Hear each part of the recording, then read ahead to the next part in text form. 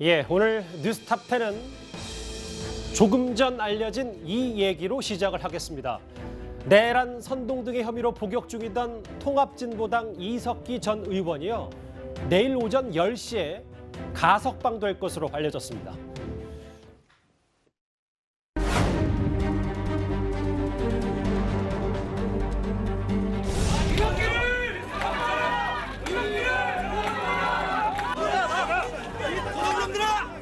이 도둑놈들아! 저 날조 사건! 내 업무는 조작이다!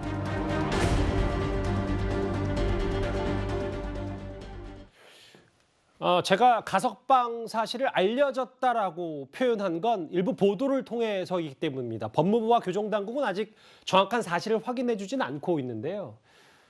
일부 보도에 따르면 어제 이석기 전 의원 가족들에게 내일 오전 10시에 이석기 전 의원의 가석방 결정을 전달했다, 이렇게 좀 알려졌습니다. 뭐 알려졌지만 사실일 가능성이 굉장히 큽니다. 예. 그 보도한 그 조선일보가 만약에 가석방을 하면 가장 뭐 비판적인 기사를 쓸 수도 있는 매체일 텐데, 여기를 딱 정화해서 얘기를 해준 거는 뭐 사실이라고 보는 게 맞을 것 같고, 예. 이로써 그 대선 전국에서 전혀 뜻하지 않았던, 예상치 않았던 새로운 이슈가 하나 생긴 것 같습니다. 이석기 씨는 그 이른바 아로 총책해서 내란 선동, 국가보안법 위반 혐의로 이제 9년형이 확정해서 지금 이제 거의 형기를 채워가고 있는 중인데, 이론적으로만 보면은 3분의 1 이상 그 복역을 하면은 가석방 심사위원회를 열어가지고 석방은 할 수는 있습니다. 그렇지만, 그리고 또 그동안에 이제 그 촛불 시위에 주역했던 민노총 등에서 뭐 양심수라고 주장하면서 석방도 주장했으니까, 예. 진보 진영의 요구가 그동안 꾸준하게 뭐 청와대에 전달된 것도 있습니다. 물론 가석방 되더라도 거주지가 제한되고 정치 활동도 상당히 할 수가 없기 때문에 뭐 활동을 하지 못하겠습니다만, 상징적 의미는 굉장히 크죠. 일단 진보 진영이 굉장히 흔들릴 거고, 특히 그 가운데서도 이석기 전 의원과 이재명 후보 간의 관계가 굉장히 주목될 겁니다. 예. 두 분 다 성남을 기반으로 하고, 이재명 후보가 그 동부연합 출신이라고 얘기할 수는 없지만 이석기 62년생, 그리고 이재명 64년생이지만 실진아의 63년생, 성남에서 함께 자라왔고, 이석기 전 의원이 구속됐을 당시에 이재명 후보가 석방을 탄원하는 그런 그 노력에 동참한 적도 있기 때문에, 두 분의 관계가 주목된다면은 그것이 보수, 특히 중도 유권자들의 표심에 어떤 영향을 미칠 건지, 예.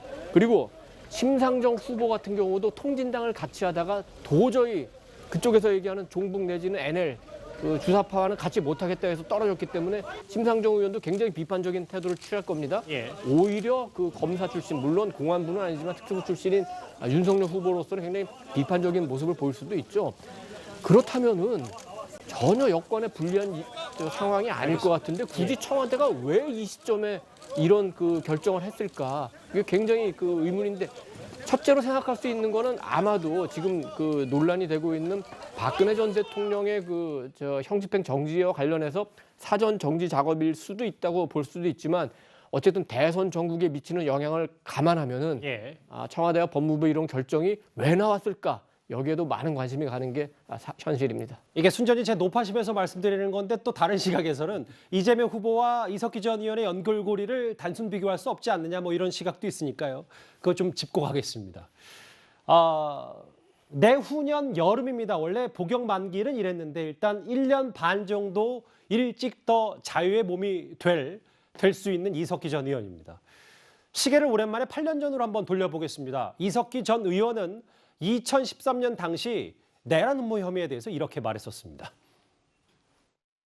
내란 음모 혐의가 적용됐는데요. 이거에 대해서 어떻게 생각하십니까? 황당하다 한마디로. 이건 국정원의 날조 조작 사건이라고 봅니다. 그리고 총기를 준비해야 된다거나 더 기가 막히게 어이없는 일입니다. 정말 주요 시설 사실 아니다. 공격이나 그건 상상서의 소설, 국정원의 상상력에 나온 게 아닙니다. 사실가 아닙니다. 확보했다는 녹취록에 대해서는 어떻게 생각하십니까? 그것도 사실과 다릅니다. 어떤 근거로 사실이 아니라는? 사실 사살, 실탄 지시, 뭐 총기, 뭐 그런 말 나오는 거 언론에 나오는 건데, 그런 건 전혀 사실이 아니에요. 철저한 모략극이고 날조극입니다. 저 화면 뒤에 당시 통진당 의원들의 모습도 오랜만에 보이고요. 벌써 저게 8년 전입니다. 그렇네요. 김경진 의원님, 당시의 혐의가 어땠는지 제가 기억하기로는 대한민국을 전복하려는 모의가 있었다. 뭐 이런 게 주된 혐의였는데요. 구체적인 설명을 좀 부탁드립니다. 그러니까 이제 큰 틀에서 보면 전시라든지 대한민국의 위기 시에 대한민국을 전복할 수 있는 혁명 조직을 만든다. 예. 이게 이제 혁명 조직을 영어로 해서 RO, Revolutionary Organization 이래서 RO 조직을 만든다라고 하는 범죄 사실이 하나 있었고요. 예. 그다음에 두 번째 이제 이렇게 만든 RO 조직을 통해서 주기적으로 회합을 했고 그 회합 장소에서 가령 전시라든지 일정한 사변이 일어나면 예. 전화국이라든지 또는 석유 정제 시설 또 전기 송전 시설과 같은 국가 주요 시설을 파괴하기 위한 준비 작업 계획을 한다. 이게 유죄로 인정된 범죄 사실이었고 예. 그 혐의를 가지고 대법원에서 최종적으로 9년형이 선고가 됐었습니다. 예. 그리고 가석방 같은 경우는 통상 이제 형기의 3분의 1이 지나면 가능하도록 형법에 규정이 되어 있지만 실제 교정 행정에 있어서는 80%가 지나야 지금 가석방이 가능하도록 이제 실무 운영은 지금 그렇게 하고 있고요. 예. 근데 80%를 형기의 80%를 살았다 그래서 그럼 다 가석방이 되느냐? 그 중에 그렇게 형을 사는 사람 중에 대체로 25% 정도만 가석방이 되고 나머지 75%는 형을 만기까지 복역을 하고 나오는 것이 통상적인 어떤 형 집행의 관례이기 때문에 4명 중 1명만 가석방이 그렇죠. 되는 거네요. 그러면. 예, 이석기 전 의원 같은 경우는 어쨌든 4명 중 1명에 포함되는 어떤 행운이 있었다. 근데 최소한 교정당국 내부에서는 교도소에서 형을 복역하면서 예. 굉장히 성실하게 형을 복역했기 때문에 가석방 요건이 된다. 뭐 이렇게 판단했다고 아마 내일 발표가 나오지 않을까 싶습니다. 김경진 의원이 행운이라는 표현을 쓰셨어요. 이석기 전 의원에게. 그러면 법조인의 한 사람으로서 김경진 전 의원님이 보셨을 때 좀 이례적이다 이렇게 판단하시는 겁니까? 글쎄 이게 어떻게 보면 국가보안법 사건이고 법정에서 저게 아까 화면에서도 봤다시피 조작 날조된 사건이라고 재판 과정 내내 부인을 했었던 사건이거든요. 본인 혐의에 대해서 전면 부인을 했다. 예. 근데 그럼에도 불구하고 대법원에서 치열한 심리 끝에 유죄 판결이 나왔던 사건이기 때문에 예. 이런 사건 같은 경우는 이 가석방 되는 25%에 들어갈 확률이 상당히 적습니다. 예. 그렇기 때문에 제가 행운이다 이렇게 표현을 했던 겁니다. 지금 자막에도 좀 나가는데요. 국민의힘에서는 논평까지 냈어요. 문재인 정권이 이석기 전 의원 가석방과 관련해서 헌법 가치를 수호할 의지가 없다. 그리고 촛불 청구서에 발목 잡힌 건 인정해야 된다. 이렇게까지 이석기 전 의원 가석방에 대해서 입장을 밝혔는데요. 김정민 의원님, 네. 민주당은 제가 방송 직전까지 접하기로도 아직 공식 입장이 없는 걸로 제가 전해 들었는데 예. 김 의원님 개인적으로는 이 이석기 전 의원의 가석방 어떻게 평가하십니까? 글쎄 이게 저는 뭐 사실인지 여부도 모르겠어요. 뭐 언론에 일부 언론에 보도됐다고 그래서 저도 이제 얘기만 전해 들었는데 예. 아직 공식적으로 확인된 사실은 아니고 또 이제 가석방이라고 하는 거는 이제 사면하고 달리 사면은 이제 대통령의 헌법상의 사면 권에 의해서 행사되지만 가석방은 이제 법무부에서 그 심사위원회에서 보통 이제 일정 요건이 지나면 본인이 신청을 하면 일단 의무적으로 심사를 하게 돼 있습니다. 예. 심사에서 가석방 여부를 판단하는 것도 이제 위원회 몫인데 네. 저는 이게 어떤 정치적인 의미를 과도하게 부여하는 거는 좀 안 맞을 것 같아요. 일단 사실관계를 제가 모르니까 이 문제에 대해 제가 뭐 적극적으로 어떤 입장을 낼 수는 없는데 예.